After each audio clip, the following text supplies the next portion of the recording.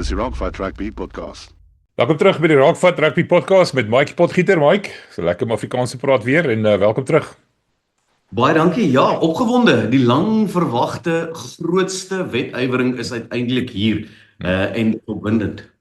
Die grootste wetywering. Ek het al gewonder wat's die greatest rivalry in Afrikaans nou, maar ja, toe, ek hou daarvan. Dis 'n goeie ene. Maar rivalry klink vir my net so 'n bietjie meer hostile, bietjie meer vyandig. Ek hou nogal, want ek moet jy sê, nou praat ek van vyandig. 'n Paar skote het geklap hierdie week en nie eens op die rugbyveld nie, alles in die perskonferensies. Sondag aand toe ek sien die span word eers donderdag aangekondig, sê ek ja, nee, hier kom 'n week vol soap opera, noem dit nou maar dit, jy weet. Allerhande dramaatjies en goeters en dit het nie teleurgestel nie. Vertel my wat jy dink van al hierdie drama. Ja, ek moet vir jou sê, MW, dis altyd opwindend wanneer 'n rassie in 'n perskonferensie instap. Is dit amper half soos 'n Franse rugbyspan wat nie op die dag weet hoe hulle gaan reageer en wat hulle gaan doen nie.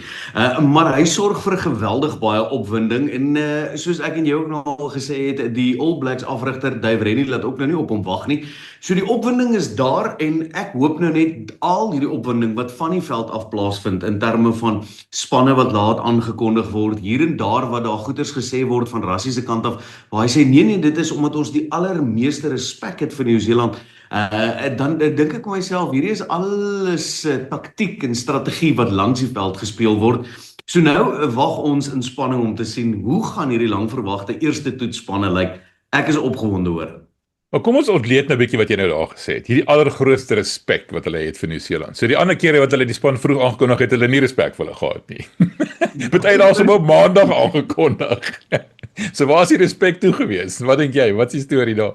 Dit is my punt presies. Ek reken, daar's ook natuurlik die stelling gemaak, ons wil hê Nieu-Seeland moet so lank as moontlik wag, sodat hulle span kan kies, sodat ons spanne kan kies. Ek dink dit is tweevoudig as jy my vra. Een, ek dink Rassie het nog hier en daar 'n speler soos 'n Siya Kolisi en 'n Oxenche wat hy regtig wag om die absolute klaring te kry dat hulle werklik wedstryd fiks en reg is vir die eerste toets. Ek dink dis my eerste punt. Die tweede toets of punt is dat ek dink Rassie Erasmus speel ook so 'n bietjie mind games sodat die Nieu-Seelanders nie weet wie om man vir man dalk te kies vir die span wat hy kies nie. So nou is daai hele debakel van ons moet Ellis Park toe gaan, wat ons weet die wêreld sê Ellis Park is min of meer soos die Auckland van Nieu-Seeland. Wanneer dit kom by Nieu-Seeland dink ek glad nie so nie. As jy gaan kyk na die statistieke, dis regtig baie naby op Ellis Park tussen die twee spanne.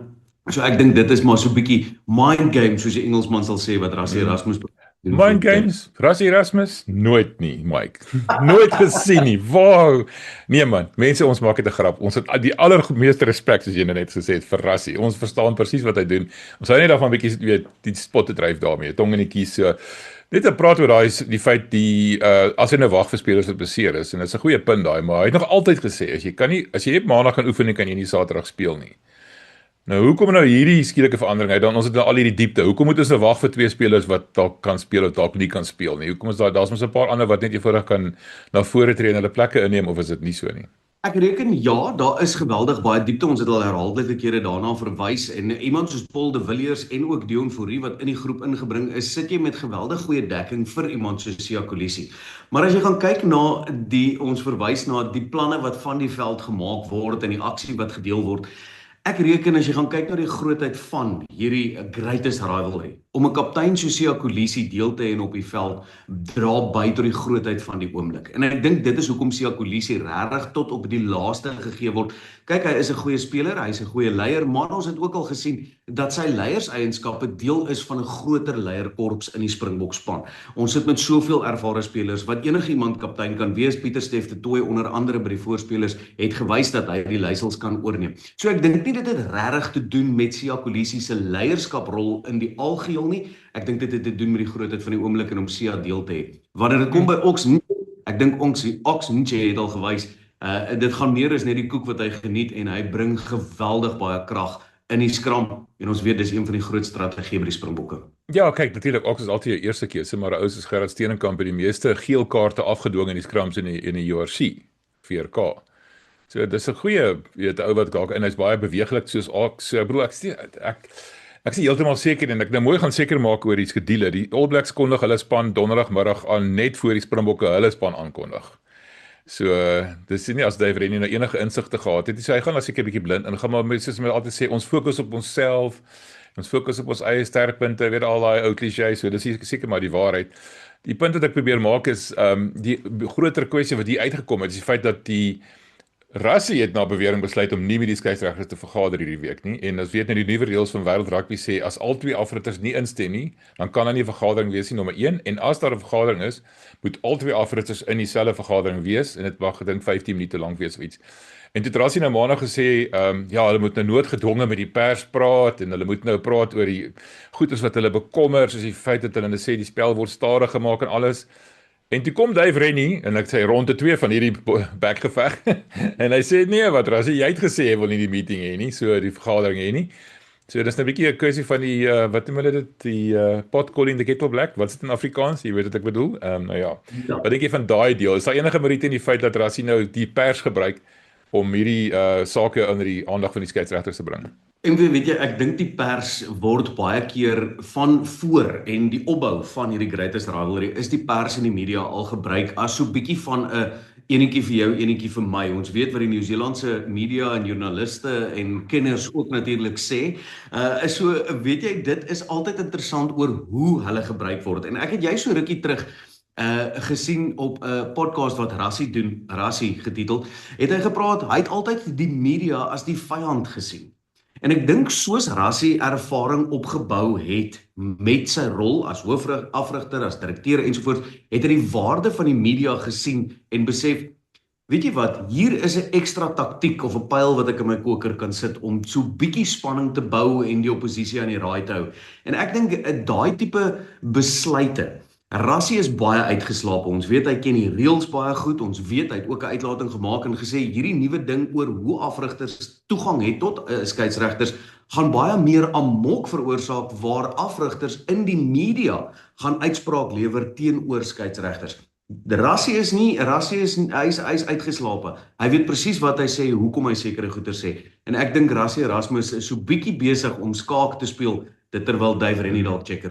Nee, ek is seker daarvan nie. Ek dink albei speel skaak en ek dink albei speel ewe goed skaak. Maar ek dink Dave Rennie se antwoord op Rassie, en ek noem dit as 'n mic drop moment gewees. Hy het net so van gesê, ja Rassie, jy weet, trek die volgende grappie, jy weet, iets in daai lyn. Jy is die ou wat nie wou praat met die skeieregters nie. En met betrekking tot die spelers wat die spel stadig maak, die Sharks het 50 sekondes gevat om 'n lynstand te bou. Die Bulle het natuurlik na bewering baie beter gespeel, vinniger gespeel. Of hy nou probeer 'n skim gooi daar, weet ons nie, maar ek dink nie hy het hom regtig laat versteur nie, maar ek dink nie enige meer verwag om hierdie geveg te wen nie. Dis maar meer 'n kwessie van weet om by te dra tot die atmosfeer rondom dit. Ons gisterand met Martin Devlin gepraat en hy kan nie meer wag om te kom. Hy het gisterand gevlieg Suid-Afrikaanse tyd. Gisterand Nieu-Seelandse tyd, ekskuus. Ons het met hom gepraat gisterand. Hy sien baie uit daarna. En een van die dinge wat ons oor gepraat het is Ellis Park se vyhandigheid. Sean Fitzpatrick het pertinent gesê dis die mees vyhandige plek wat hy nog ooit gespeel het. Die hele atmosfeer, die feit dat die stadion so toe is en alles en om hierdie goeters nou in die groot klok te hang in die pers, help maar net om daai vyhandigheid bietjie op te bou. Ek dink dis maar wat dit is. Jy weet, die eerste in Suid-Afrika, jy speel op Ellis Park, ja, blaas dit aan, soveel as jy kan, gebruik jy 'n plaaslike voordeel. Op die einde van die dag is dit net 'n sport, né? So gebruik elke 1% wat jy kan, want dis hoe naby dit is. Ek stem 100% met jou saam. En gepraat van hoe naby dit is, ek het so 'n bietjie gaan kyk na statistieke. In die laaste 15 wedstryde wat die Springbokke teen die All Blacks gespeel het Suid-Afrika 9 gewen en die All Blacks 6 gewen. En juis in terme van die elke persent wat jy tot jou kans moet gebruik, veral in hierdie wedstryd. Dave Rennie het vroeër hierdie week ook gesê om teen die Springbokke te speel is erger as soos 'n wêreldbeker, want in die wêreldbeker kry jy die kans om teen 'n ligter teenstander of 'n sogenaamde kleiner teenstander te staan. Teen die Springbokke speel jy week in week uit teen dieselfde en 'n sterk span.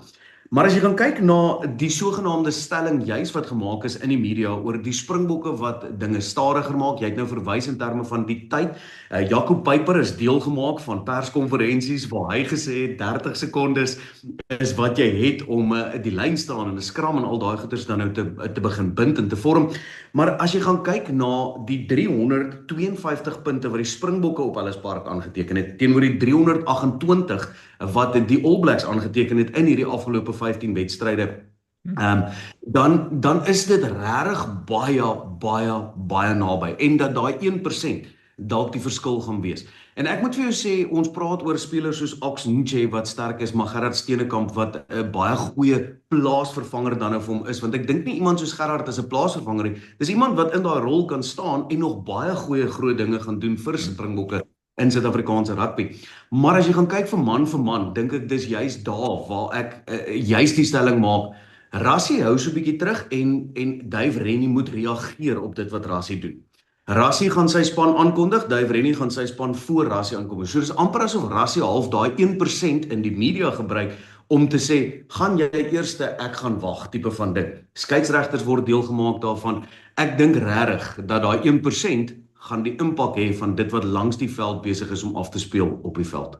Wel, kom ons sê, maak dit maar duidelik dat die All Blacks het alreeds laas week gepraat in die pers oor die feit dat die spelers die spel stadig maak. Tana Maga het ook al hele mond vol te sê gehad daaroor en toe, soos Dave Rennie nog gesê het, die skeieregters het 'n nota uitgestuur. Een van die notas was moenie die spel stadig maak nie. So, jy weet, mission accomplished, jy weet, doelwit bereik. Nou ja, dit is miskien hoekom Rassie so hard teruggeveg het, maar nou ja, ek wil weer vra dat die volgende ronde in hierdie backgeveg, soos ek nou van hom moet noem, is Felix Jones wat nou gister daar uitgerol is. Act 3, jy weet wat ek bedoel. Hier kom die volgende ou op die verhoog en hy gaan nou die storieetjie vertel vir ons almal en presies wat ons verwag het.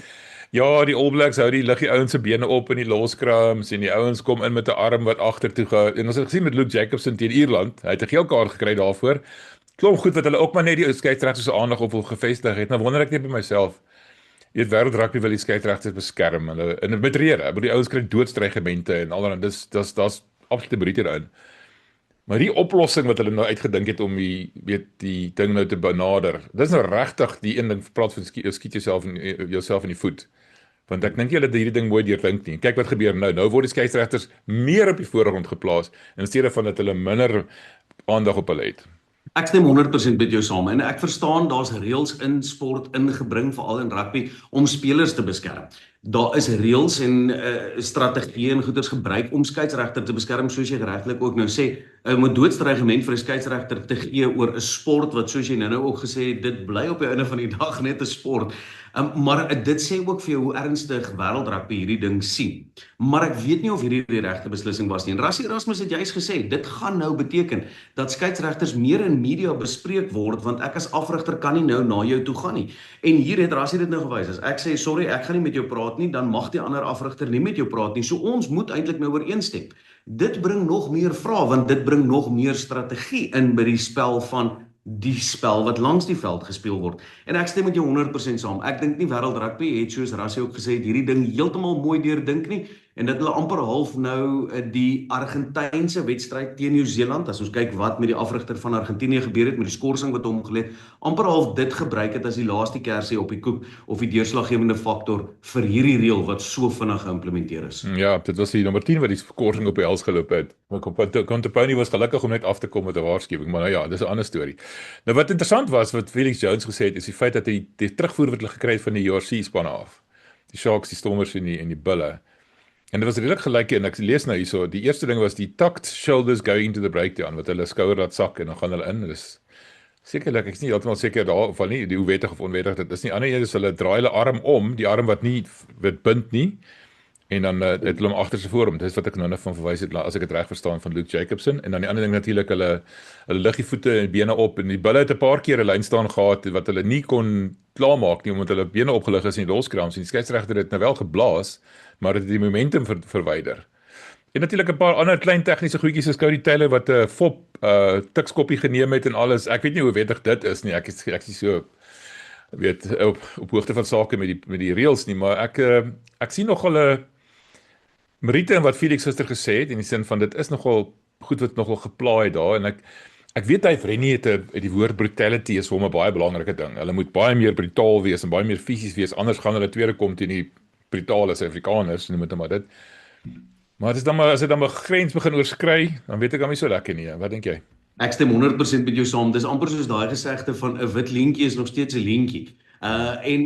Voor hierdie opbou of met die opbou tot hierdie greatest rivalry of grootste wedywering dan nou was daar die een groot ding wat onder die vergrootglas geplaas word van Nieu-Seeland se kant af, was dat Suid-Afrika die spel stadig maak op verskeie maniere. En ons het vroeër ook in een van die vorige programme verwys daarna, dat Nieu-Seeland het verskeie strategieë op die veld.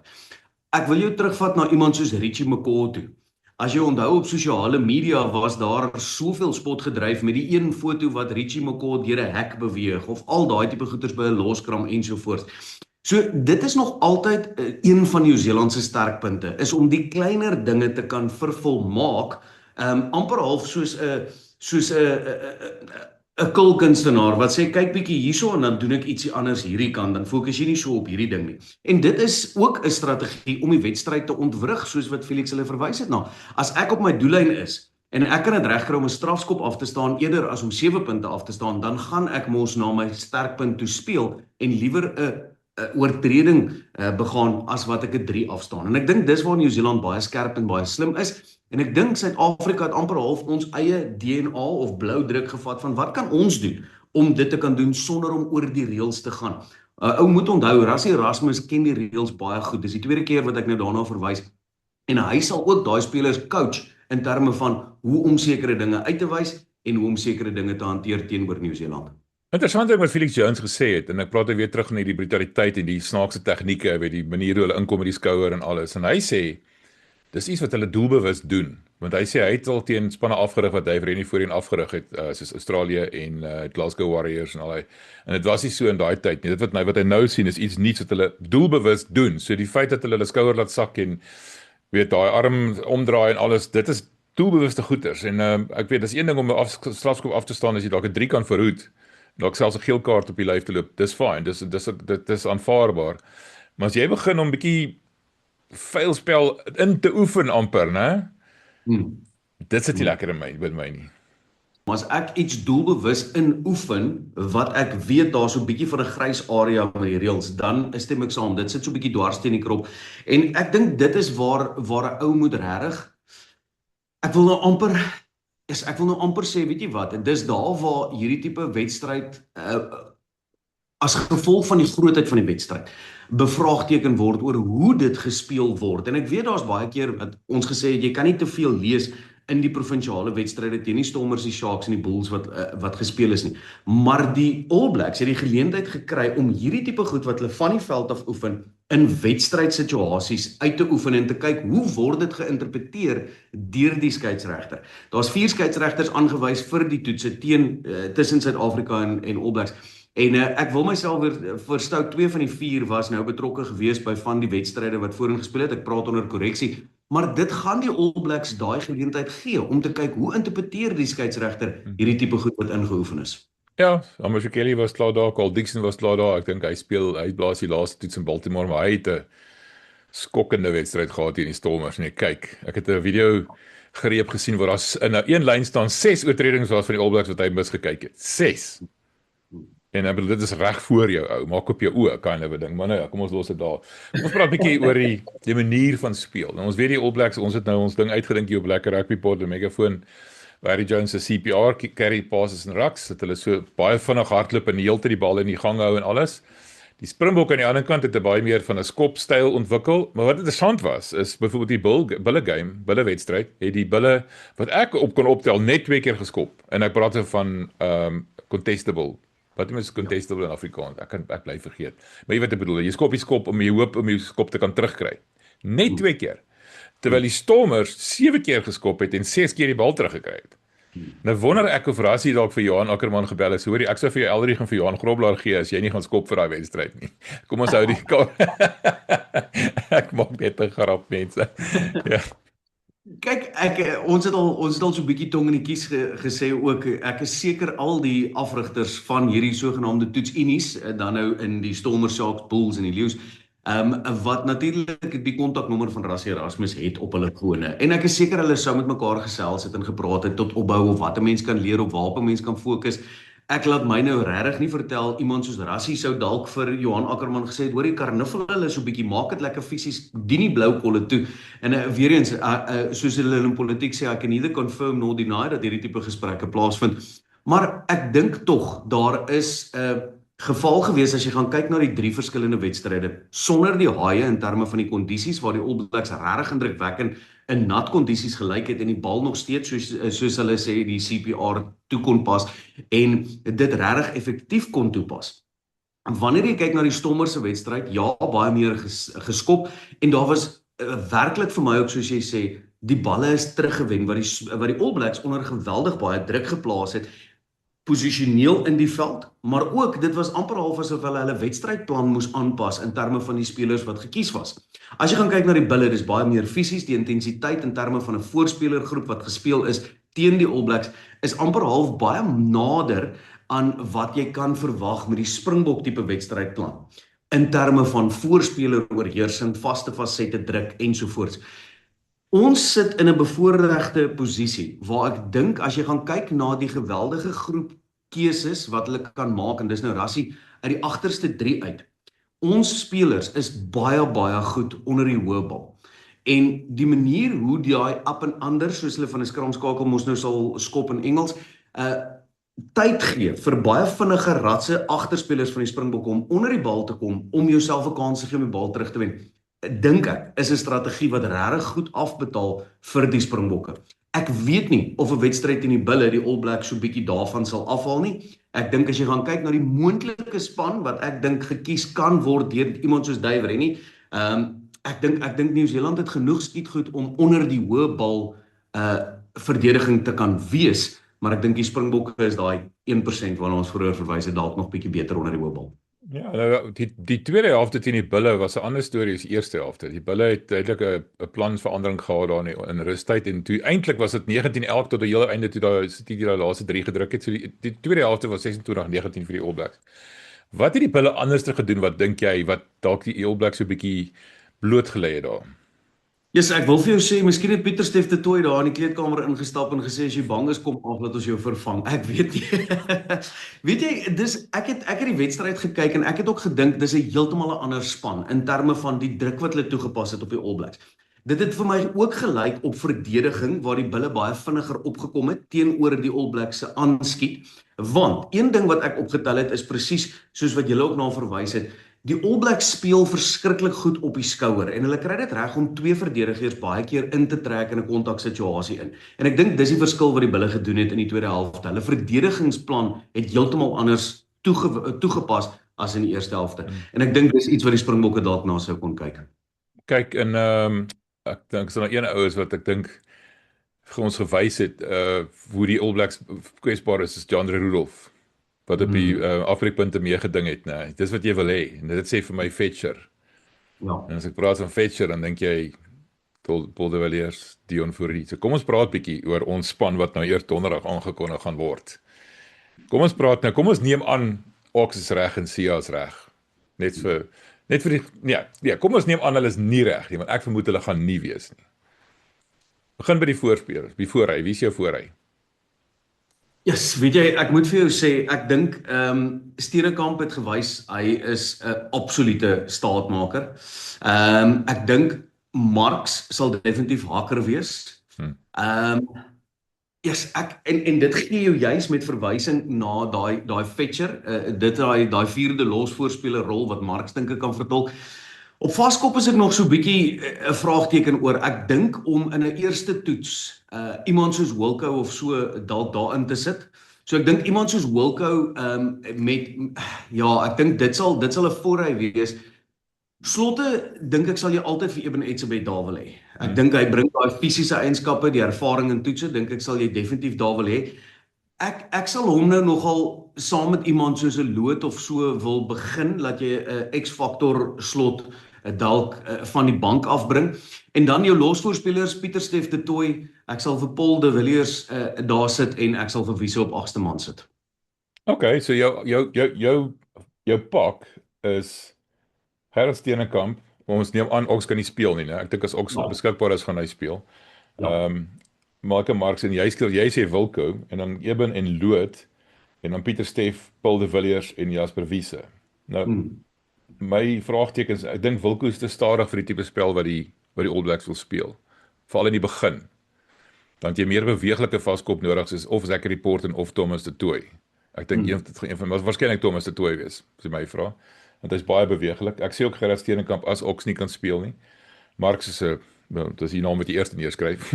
En hy kom miskien Bulle toe, ek weet nie of jy daarvan gehoor het nie, maar nou ja. Ek het gehoor daarvan, baie opgewonde daaroor. Ja, wel ek bly met hoor jy is opgehou oor die Bulle, maar jy word daar in die Kaap bly, maar nou ja. Ek stem met jou saam oor Eben en ek stem nie met jou saam oor Lood nie. Ek dink Lood is te geneig om seer te kry deesdae. Jy kan nie seker wees Lood gaan hou nie. Dit pla my.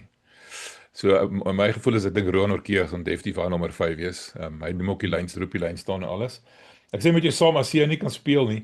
Die enigste vraagteken wat ek het oor Paul de Villiers is hy is eintlik dieselfde nommer 6 as wat Sia is. Sia is 'n baie meer fisiese speler, hy is nie afbreekpunte en alles betrokke. Paul de Villiers is 'n fetcher. Hy maak geen fout nie, 'n jackler. So dit is dalk waar Dion Fourie kan inkom. Hy kan ook op hakker instaan as dit moet. Ek weet nie, maar kom ons gaan vir Paul de Villiers want Rassie het iets interessants gesê. Hy het gesê 'n paar van hierdie spelers gaan vir die eerste keer ooit in die All Blacks speel. So dit beteken iemand soos Paul de Villiers of Zachary Porter wat nog nie teen die All Blacks gespeel het, die gaan 'n kans kry. En dis wat ek daarin lees. So ek sê met jou saam dan Pieter Steff, Paul de Villiers en Jasper Wiese. Dis ook 'n is nie iets om oor te dink nie. En dan jou skakelpaar? Is ek en net so terugverwysing na wat ek sê is dit is amper half die probleem waarmee ons sit. Daar's soveel spelers wat eintlik gekies kan word en ons het al baie keer die Engelse gesegde gebruik horses for courses en ek dink dis die bevoordeelde posisie waar Rassie ook is, maar ook dit wat hom wakker hou in die aand en dan luister jy baie fyn na wat hy sê. En in terme van presies daai wat jy gesê het, dink ek skakelpaar sal in my opinie daar's soveel skramskakels wat hulle hand opgesteek het. Ek dink Kobus Reinagh met sy ervaring sal ek begin saam met Sasha Feinberg en Komezulu. En ek weet dit was juist die skakelpaar wat ek so 'n paar weke terug uitgewys het in terme van die tipe spel wat hulle saam speel. Ek dink egter met hulle wat ook daai, kom ons noem dit dan nou maar band het van dat hulle saam is by 'n unie, nie noodwendig baie saam gespeel het by die Stormers nie, dink ek sal weliswaar onbewuslik dalk 'n impak hê. Centers kan jy nie anders as Jesse Kriel en Damian de Allende nie. Ek dink die ervaring wat hulle het, jy bou amper half om dit. En dan vleuel sal ek nogal gaan met iemand soos Curtly Arends, Cheslin Kolbe en dan op heel agter sal ek Damian Willemse sit. Ja, daar kan ek nie met jou verskil nie. Met daai agters driehoek centers kan ek nie meer verskil nie. Ek verskil met jou oor die skakelpaar. Ek dink dit gaan Grant Williams en Manie Libbok wees. Ek sal nie kwaad wees daaroor nie, hoor. Ek sal nie kwaad wees daaroor nie. Maar Want dit is skakelpaar. Soos ons nou reg gesê het, of ons nou Manie kies, dan is ons verkeerd, as ons Sasha kies, is ons verkeerd, en as ons Andre kies, is ons ook verkeerd.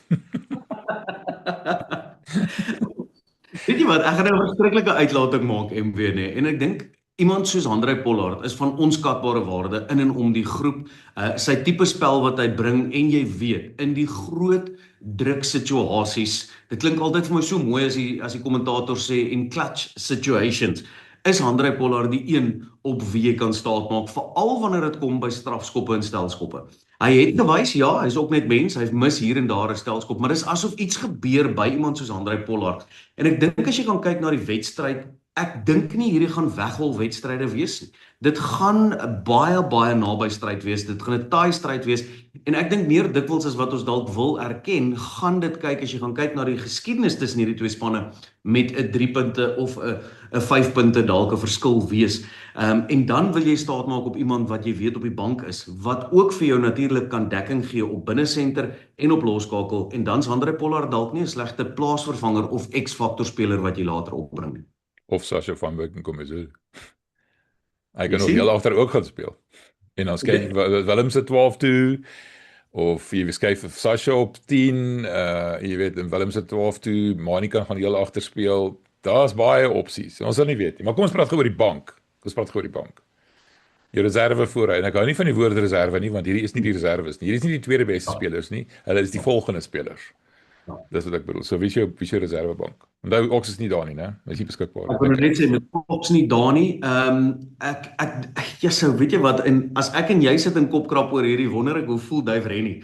Want daar's soveel situasies waarvoor jy moet en kan voorberei. Ek dink juis in ag geneem presies wat jy nou gesê het. Hierdie is nie reserves wat 'n spesifieke posisie gaan plaasvervanger opkom of dekking bied nie, maar Rassie Erasmus het ook al gewys hy kies spelers wat op meer as een posisie kan dekking bied. Ek dink ek gaan as Paul de Villiers nie in die beginspan is nie, sit ek hom definitief op die bank. Ek sal hom definitief daar hê. Ek sal Zachary Porten definitief op die bank hê, verseker. En dan dink ek iemand soos Dion Fourie wat jy weet kan dekking bied op hakker en op flank, sal een van my voorspelers wees. Ek hoor wat jy sê van lood.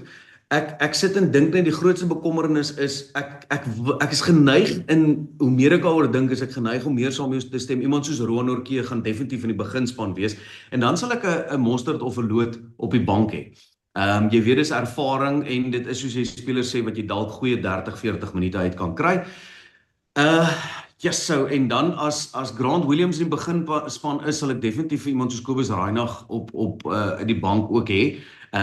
Die een rede hoekom ek dit sal doen, eerder as dalk nog 'n addisionele vleuel of heel agter op die bank hê, is omdat Reinagh ook kan dekking bied as gevolg van sy spoed dalk op vleuel. Ons het hom nie verskriklik baie op vleuel gesien nie, maar sy spoed is van waarde daarso. En ek dink dan as Sasha Feinberg en Komezulu op die bank is en Handré Pollard begin of Manie Libbok, dan sal ek definitief daai twee, Sasha en Handré, sommer saam op die bank ook sit. So ek sal gaan op 'n 4-3 split. Okay, dis dan wie se loskop. As jy nou die geweer van my kop af weghou, ek dink Boan Venter definitief ja. Ja, Venter is wat so 'n bietjie onder die radar vlieg. Maar wanneer hy op die veld is hy 'n fenominale speler. Ek dink regtig Boan Venter is een van daai rowwe diamante wat 'n ou geneig is om mis te kyk. Ek het hom misgekyk. Wel, Boan Venter dink ek op loskop en dan dink ek Jan Hendrik Wessels op haker, want hy kan ook altyd dek. En die rede hoekom ek sê hy gaan haker speel is omdat Jan Grobler laasweek vir die bulle vrygelaat is. So Jan Grobler gaan nie op die bank wees nie. So dit gaan Jan Hendrik Wessels wees en ek dink dan Zachary Porten op vaskop soos jy reg sê. My span gaan wees bank gaan wees Boan Venter, Jan Hendrik Wessels, Zachary Porten, Kobus Wiese. En ons het sal nog gesê Marco van Staden, maar dit klink vir my dit gaan dalk Ben Jason Dixon wees. Andre Esterhuis en Kobus Reinagh en Sasha Feinberg en Komezulu. Jy sien die spelers wat jy daar noem is amper spelers wat jy vergeet van hierdie spelers. En so lelik soos wat dit klink, dis spelers wat werklik impak kan hê. Maar daar's soveel om van te kies dat jy amper half gaan, ek het nie eens nou gedink aan Ben Jason Dixon nie en dis een van die spelers wat Rassie Jy's 'n stormer. Man, my magies. Ja, maar jy's 100% reg, maar ek wil hom jy so 'n bietjie dalk beskerm vir die Verenigde Rugby Kampioenskap. Yes, sis, jy kan nie dit sê nie. Alles gaan ons oor die Springbokke. Kom nou, wag nou. Ons het mos nou gesien. Dan mag jy vir enigiets anders praat net Springbokke nie. Ek sê so 'n bietjie tong in die kies, maar ek moet vir jou sê dit is een van daai spelers wat werklik onder die vergrootglas is, wat wanneer hy opkom, is dit 'n speler wat impak maak. En ons het baie keer verwys nou al na sekere spelers wat die oomblik as jy daai Springbok trui aantrek en ons verwys baie keer na Verenigde Rugby Kampioenskap en 'n speler wat daai step up, as ek die Engels kan gebruik, van daai vlak na internasionaal kan maak. En Ben Jason Dixon is een van daai spelers wat dit amper half baie maklik gedoen het. Hy lyk in wanneer hy teen daai spelers te staan kom en ook in 'n groep. En ek dink dis een van die dinge, ons verwys en kies baie spanne en ek is seker as jy 10 mense vra, gaan jy dalk uit die 10 4 mense hê wat dieselfde span gaan kies. Maar daar's soveel spelers en dit spreek boekdele van die kwaliteit groep wat Rassie gebou het. Spelers wat dalk vir ons as publiek onder die radar vlieg, is in sy vizier en hy kan inpas in en saam enige van die spelers as gevolg van die verhouding wat hierdie spelers al oor die jare saam gebou het. Ek het nog gesê Ben Jason Dixon, maar ons het sondag gesê Marco van Staden vir die volgende rede. Kobus Wiese dink ek kan opkom op 'n 4 flank of hy kan 7 gaan speel, maar hy het ook Rassie ook gesê vir hom is hy 5 slot kies tog, omdat hy kan die lynstander roep. So, maar ek dink hy gaan op 4 opkom. Marco van Staden, as hy gaan opkom, gaan waarskynlik vir Paul de Villiers vervang of hy gaan 8ste man toe skuif en dan bly Paul de Villiers en Jasper Wiese kom af. Daar's so baie permutasies. En amper onmoontlik om te sê. Ons sal maar sien môre ek en Harry gaan onmiddellik 'n instant reaction doen direk na die aankondiging, of eintlik net voor die aankondiging. Ons wag nie vir die perskonferensie, ons raai sommer onmiddellik wat ons in daai span sien. Nou hoor ons na die tyd en kan ons weer daaroor gesels. So ja, ek dink is Dis eintlik as jy nou gesê het, as daar 10 mense is, gaan daar 12 opinies wees. Ons kyk of dit reg of verkeerd is. Ek sien uit daarna. Dit kom nou naby man. Dis nou minder as 2, 3 dae weg. Dankie tog.